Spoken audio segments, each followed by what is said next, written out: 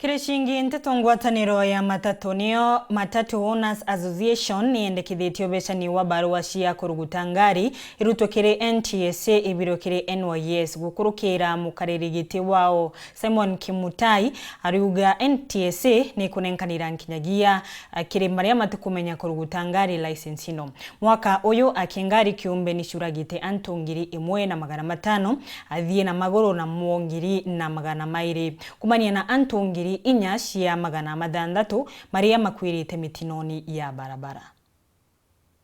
The issue of issuing PSV license to drivers on the strength of the age of the license. 4 years, you're told, if you have a 4-year-old license, you're eligible to get a license. And you do get it without testing, being tested, whether you are able to drive. And this now causes problems to us as investors in public transport. This person will come and land from my vehicle. And yet, I'm blamed when an accident occurs. We should blame the people who issue them licenses, because they should be held liable for licensing a person who is not qualified. So we made a recommendation at the same time that the function of issuance of PSV license be removed from NTSA and be taken to an area who have the capacity to taste and classify. National Youth Service is known for producing the best drivers in the country. Why can this function be given to them?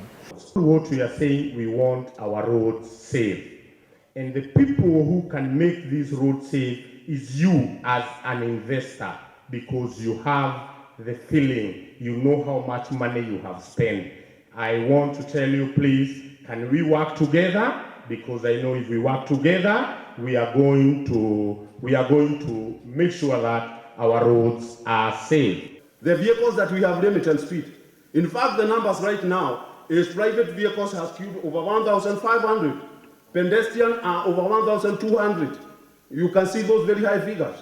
And we have lost more than 4,600 people. So, what we are saying, we need to see our roads safe.